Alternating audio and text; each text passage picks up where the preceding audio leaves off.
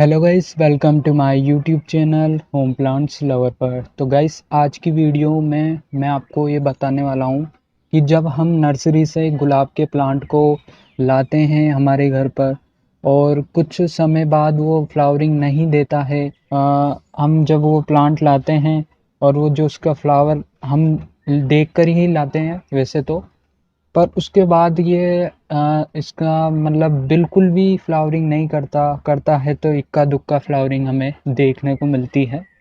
तो आखिर क्या कारण होता है इनमें फ्लावरिंग नहीं आती है सही ढंग से? तो इसी के बारे में हम आज इस वीडियो में जानेंगे। मुझे किसी ने इंस्टाग्राम पर मैसेज कर ये समस्या पूछी थी, तो मैंने सोचा क्यों ना आपके लिए भी एक वीडियो बनाई जाए, और ताकि आपको भी ऐसी समस्या आ रही है तो आप इसे यूज़ कर जो अपना प्लांट है उन पर फ्लावरिंग ले सकते हैं। तो चलिए वीडियो की ओर।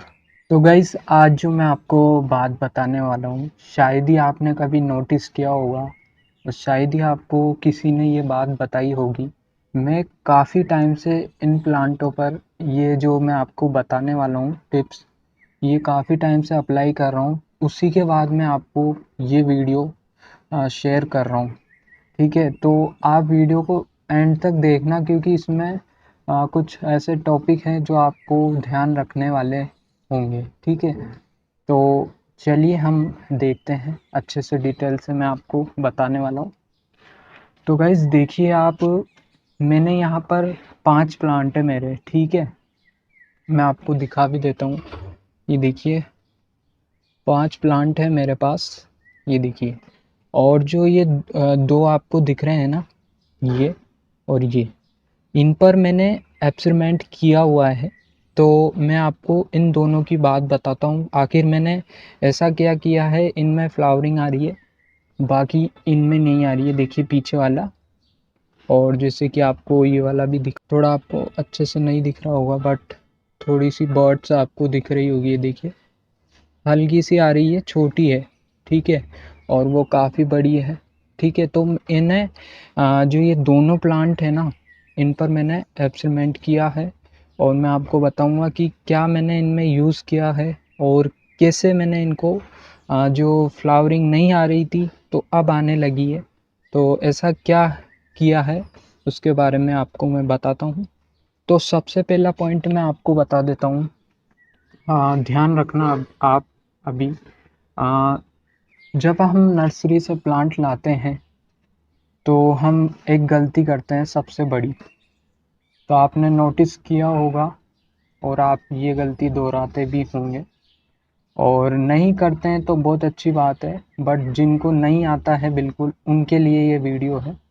तो आप देखिए, जब हम नर्सरी से प्लांट लाते हैं तो हम क्या करते हैं, सबसे पहले हम रिपोर्टिंग करते हैं प्लांट की, नए मतलब ट्रांसप्लांट करते हैं गमले वगैरह में। ठीक है, ये तो अच्छी बात है, मैंने अभी नहीं किया हुआ है। तो आप ये करते हैं सबसे पहले। तो ये करने के बाद आप सबसे बड़ी गलती क्या करते हैं मैं आपको बताऊं। आपको पता होगा जब आप नर्सरी जाते हैं प्लांट लेने तो ये ग्रीन नेट के नीचे रहते हैं, याद है आपको? आप जितनी भी नर्सरी पे गए होंगे तो ये सब ऐसे ही रहते हैं। ठीक है, तो हम क्या करते हैं, जैसे ही हम प्लांट घर पर लाते हैं तो हम रिपोर्ट करके हैं रख देते हैं उसे एक जगह। ठीक है, और हम ये ध्यान नहीं देते हैं कि वो प्लांट किस एरिया से आया, मतलब एनवायरनमेंट कैसा था पहले उसका। ठीक है, तो ध्यान रखें जब हम प्लांट लाते हैं तो हम उसे डायरेक्ट सनलाइट में रख देते हैं। आपको पता होगा, आपने सुना ही होगा कि गुलाब का पौधा जितना भी सनलाइट में रहेगा उतना ही फ्लावरिंग करेगा। ये तो अच्छी बात है, सही है ये बात। बट आप ध्यान रखें कि जब हम किसी प्लांट को नए नए एरिया से अपने एरिया में लाते हैं, मतलब कि घर पर, तो आप देखिए अपना घर, जैसे कि आपने देखा होगा मेरे तो यहाँ पर ग्रीन नेट लगी हुई है। ठीक है, तो मैं तो लगा कर रखता हूँ, ये देखिए आप, अच्छे से मैंने अपने प्लांटों को इसमें रखा हुआ है। ठीक है, तो आप एक बात को ध्यान रखें, जैसे ही आप प्लांट लाते हैं घर पर तो सबसे पहला पॉइंट क्या करना है आपको, उसे ग्रीन नेट के नीचे रखें, ठीक है, और ठंडे एरिया में रखें। क्योंकि देखिए आप नर्सरी में जब हम प्लांट लाते हैं तो बहुत सारे प्लांट होते हैं वहाँ पर, तो ये उनके साथ रहते हैं, एक ठंडा वातावरण रहता है वहाँ पर, और हम जैसे ही घर पर लाते हैं हम डायरेक्ट सनलाइट में रख देते हैं तो पौधा एक स्ट्रेस पोजीशन में आ जाता है। तो इसमें क्या होता है कि प्लांट को समझ नहीं आता है कि अचानक से एनवायरनमेंट चेंज हो जाता है उसका, तो उसे स्ट्रेस हो जाता है थोड़ा, ठीक है। तो समझिए मेरी बात को, ये वाक्य में मैंने नोटिस की है, ये बात काफ़ी टाइम से मैं यूज़ करता आ रहा हूँ इस चीज़ को। तो आप भी इस चीज़ को समझें तो आपको फ़ायदा होगा ज़रूर से, ठीक है।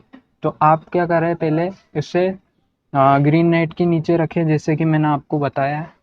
उसके बाद आप क्या करें, जो भी फ्लावरिंग आ रही है उन्हें कट कर दीजिए। अब आप सोच रहे होंगे कि क्यों ऐसा मैंने बोला, क्योंकि देखिए जैसे ही हम यहाँ लाते हैं तो वो फ्लावरिंग को काटना इसलिए ज़रूरी होता है क्योंकि वो प्लांट की एनर्जी लेता रहता है जब तक कि वो वहाँ पर रहता है प्लांट के यहाँ पर, तो इसलिए आप उसे काट दीजिए। तो ये पहला पॉइंट हो गया हमारा। अब दूसरी बात ये है कि आप डायरेक्ट उसमें जैसे ही लाते हैं हम घर पर तो आप खाद वगैरह देने स्टार्ट हो जाते हैं। मुझे पता है काफ़ी लोगों को रहती है कि हम जल्दी से फ्लावरिंग लें इस प्लांट से, तो गाइस आप बहुत बड़ी गलती करते हैं। उसे डायरेक्ट अभी आया ही है पौधा, जस्ट आप उसमें खाद डाल रहे हैं, ऐसा ना करें। कम से कम 3 दिन तक तो उसे, जो हमारा घर है जहाँ पर आप रख रहे हैं, उसे उस वातावरण में ढलने तो दीजिए। डायरेक्ट ही हम अप्लाई करने लग जाते हैं खाद वगैरह, तो ये बात का ध्यान रखें। अभी खाद नहीं डालें 3 दिन तक, 3 से 4 दिन तक आप रखें, ठीक है। ये वाली गलती भी आप करते हैं तो अब से नहीं करनी है आपको ये गलती, ठीक है। और लास्ट में मैं आपको बता देता हूँ, एक गलती और करते हैं हम, जो ये प्लांट की ओल्ड पत्तियां हैं, ये जैसे कि मैं आपको दिखा देता हूँ, ये जैसे कि ये वाली, तो इन्हें भी आप काट दीजिए। मतलब पौधे को आपको जैसे ही लाते हैं ना हम, तो उन्हें आप कट कर दीजिए, ठीक है। ये ध्यान रखें जो मैंने आपको बात बताई है, ठीक है। तो ये पॉइंट है जो हमारे फ्लावरिंग नहीं आती है, ये कारण है एक तो, ठीक है। अब दूसरा मैं आपको बता दूं कि मैंने इसमें ऐसा क्या किया कि ये प्लांट फ्लावरिंग देने लगा, ये देखिए। और ये भी है, मैंने आपको दिखाई दिया था, ये देखिए यहाँ पे है, हल्की सी दिख रही होगी, थोड़ा मैं आपको दिखा देता हूँ नज़दीक से। मैंने यहाँ पर आखिर क्या किया है इन दोनों प्लांट में, सबसे पहले मैं बता दूँ। एक प्लांट ये है, इसमें मैंने रसायन यूज़ किया है, क्योंकि आपने नोटिस किया होगा जो नर्सरी वाले हैं वो अधिकतर गुलाब में रासायनिक खाद का उपयोग करते हैं, आपने देखा ही होगा। तो यहाँ पर वो अधिकतर, मैं आपको बता दूँ, दो खाद का ज़्यादा उपयोग करते हैं। एक तो होती है एनपीके का लिक्विड जो इन पर छिड़कते हैं ऊपर से, ठीक है। और एक होती है डीएपी और यूरिया जो डायरेक्ट इसमें अप्लाई करते हैं। और ये जो प्लांट है मैंने इसमें ऑर्गेनिक, मतलब वर्मी कंपोस्ट या गोबर की खाद ले लीजिए आप, दोनों में से कोई सा भी यूज़ कर सकते हैं। और हाँ, वर्मी कंपोस्ट आपको घर पर बनानी है तो आई बटन पर जाकर आप सीख सकते हैं कि वर्मी कंपोस्ट घर पर कैसे बनाएं। मैंने बहुत आसान तरीके से बताया हुआ है, जाकर देख सकते हैं, ठीक है। तो मैंने यहाँ पर ऑर्गेनिक यूज़ किया है और दूसरे प्लांट में रसायन। तो मैं आपको बता दूँ कि इसमें मैंने डीएपी के 2 से 2 दाने बहुत है इसके लिए भी, क्योंकि काफ़ी छोटी पॉलीथीन में है ये भी, ठीक है। तो आप 2 दाने इसी का यूज़ करें, ठीक है। और नाइट्रोजन भी डाला, मतलब यूरिया, वो भी 2 दाने मैंने इसमें दिए ओनली, ठीक है। और जो इसके ओल्ड ब्रांचेस थी मैंने सारी कट कर दी, उसके बाद आपको रिजल्ट दिख ही रहा होगा ये। अब आप सोच रहे होंगे कि एक ही प्लांट में एक ही कली क्यों, देखिए आप पॉलीथीन का साइज भी तो देखिए कितना है, इतना सा है। तो देखिए प्लांट है ये फ्लावरिंग वाला, तो इसे बड़ी स्पेस चाहिए। अभी मैंने इसे ऐसे ही रखा हुआ है। तो आप जब ये टिप्सों को अप्लाई करेंगे तो आपको ज़रूर से रिज़ल्ट मिलेगा, ये मेरी गारंटी है। और फिर भी कोई दिक्कत है तो आप मुझसे इंस्टाग्राम या पर बात कर सकते हैं, लिंक डिस्क्रिप्शन में है। और ये है, इसमें मैंने ऑर्गेनिक यूज़ किया हुआ है। मैंने यहाँ पर इसमें वर्मी कंपोस्ट डाली है, कम से कम इतनी इतनी मात्रा में मैंने इसमें वर्मी कंपोस्ट डाली है, और बाकी कुछ भी अप्लाई नहीं करा। जैसा है प्लांट वैसा ही रहने दिया। और जो वो ओल्ड ब्रांचेस हैं वो तो काटनी है आपको, और जो डैमेज पत्तियाँ हैं वो भी काटनी है। ठीक है, ये चीज़ यूज़ करें। ठीक है, ये तो हो गया। अब बात करें कि कब कब हमें इन्हें खाद देनी चाहिए, उस टॉपिक पर अब बात करते हैं हम। तो देखिए गाइज, मैंने आपको बता ही दिया था, जैसे ही घर पर हम लाते हैं 3 से 4 दिन इनको रेस्ट देना है। कुछ भी ना करें आप खाद वगैरह, बस जो मैंने आपको बताया फ्लावरिंग और कटिंग, ये ज़रूर से कर दीजिए। ठीक है, ये तो हो गया। और अब हम बात करते हैं कि खाद कितने दिन में डालनी चाहिए। तो जैसे कि आपको पता ही है, 3 से दिन तो आपको रखना है, 3 दिन तो आपको छोड़ देना है, और 4th दिन से आपको स्टार्टिंग करनी है इनमें खाद देने की। और शुरू में देखिए थोड़ी थोड़ी मात्रा दीजिए, क्योंकि इनको जो नर्सरी वाले हैं वो इनमें रसायन यूज़ करते हैं, तो इनको क्या है, रसायन की आदत हो जाती है एक तरह से। तो जो हम ऑर्गेनिक चीज़ डालेंगे उसका काफ़ी लेट असर होगा, और यदि आप रसायन का यूज़ करेंगे तो काफ़ी जल्दी होगा। चाहे तो आप ट्राई कर सकते हैं ये चीज़ को। ठीक है, तो मैंने आपको बता ही दिया किस प्रकार से करना है। तो इसमें 15-15 दिन के अंतराल में आप यूज़ करें जो भी आप डाल रहे हैं। मैं तो कहता हूँ रसायन भी डालें कुछ मात्रा में, और कुछ मात्रा में ऑर्गेनिक पे चलते हैं आप, तो देखिए कुछ टाइम तो लेगा प्लांट आपका, ये ध्यान रखें। सबसे बड़ी बात ये है। और रसायन लेते हैं तो रसायन का काम ही है जल्दी से प्लांट को न्यूट्रिशन देना। तो आप इस चीज़ को ध्यान रखें जो मैंने आपको बताया है। ठीक है, तो ये तो होगी हमारी बात कि रसायन कैसे दिया जाए या खाद कैसे दिया जाए। ठीक है, तो अब बात ये आती है कि अब अब हम आखिर क्या करें कि और ज़्यादा प्लांट में हमारी फ्लावरिंग आए। तो रिपोर्टिंग अच्छे से करिए आप, वेल ड्रेन सॉइल मीडिया का यूज़ करें। आई बटन पर जाकर देख सकते हैं यदि आपको बनाना नहीं आता। पहला पॉइंट तो ये, क्योंकि किसी भी प्लांट है को लीजिए आप, सब में well drain soil media use कीजिए। इससे क्या होगा, प्लांट की हेल्थ अच्छी होगी और रूट्स को फैलने में मदद होगी, जिससे कि हमारा प्लांट ग्रोथ अच्छे से करेगा। और न्यूट्रिशन की कमी को दूर करने के लिए आप लिक्विड खाद का यूज़ कर सकते हैं जो पत्तियां हैं इन पर। और साथ ही मैं आपको बता दूं, इन पर समय समय पर आप फंगीसाइड का भी यूज़ करते रहें, क्योंकि देखिए यहाँ पर ये एक चीज़ दिखा देता हूँ मैं आपको। देखिए पत्तियाँ मुड़ी हुई है, और ये जो बर्ड्स है ये ब्लैक सी भी हो रही है। मैंने अभी इन पर कोई भी पेस्टिसाइड या यूज़ नहीं किया हुआ है, बट मैं आपको ऑर्गेनिक बता देता हूँ। जो नीम ऑयल है अपना, वो यूज़ कर सकते हैं यदि आपको बनाना सीखना है आसान तरीके से। तो आप आई बटन पर जाकर वीडियो को देख सकते हैं, मैंने अच्छे से बताया हुआ है।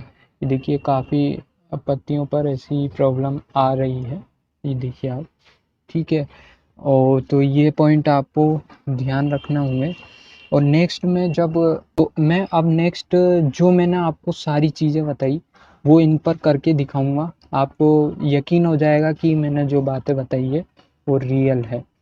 तो वीडियो को मैं यहाँ पर एंड करता हूँ, और नेक्स्ट पार्ट में आपको इन पर जो प्लांट है इन पर फ्लावरिंग आते हुए भी दिखाऊंगा।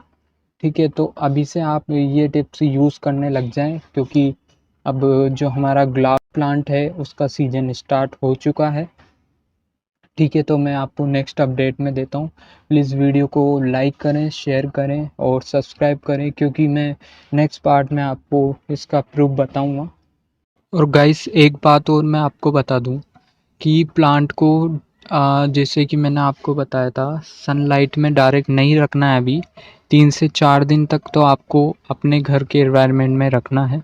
तो आपके मन में सवाल आ रहा होगा कि कब हम फिर प्लांट को बाहर निकालें, मतलब कि धूप में। तो देखिए गाइस, धीरे-धीरे उसे धूप की आदत डालिए। मतलब कि नर्सरी में ऐसी जगह पर भी प्लांट रखे होते हैं जहाँ पर सनलाइट बिल्कुल ना के बराबर आती है। तो हमें इस प्लांट को इस तरह से रखना है कि उससे ज़्यादा स्ट्रेस ना हो, क्योंकि डायरेक्ट हम सनलाइट में रख देंगे तो प्लांट को स्ट्रेस होगा और वो प्लांट या तो उसकी पत्तियाँ जलने लग जाएगी या फिर वो सूखने लग जाएगा। आपने देखा होगा, लगभग प्लांटों में ऐसा ही मैंने देखा है। तो मैंने आपको बताया ये पॉइंट, तो आपको ये ध्यान रखना है, ठीक है। तो अब सनलाइट में कैसे रखें हम, ये बात इसके बारे में हम बात करते हैं।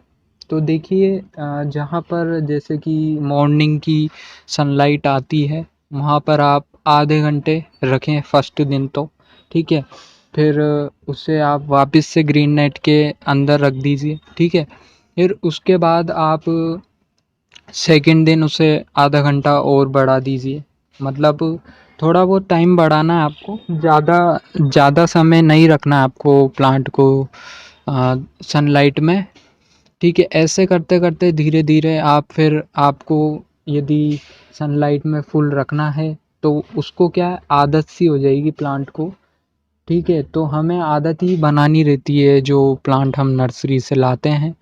फिर वो जैसे ही आदत बन जाती है प्लांट की तो आप उसे कहीं पर भी रखें, वो फिर अपने आप को संभाल लेता है, ठीक है। तो इस बात का आप ध्यान रखें।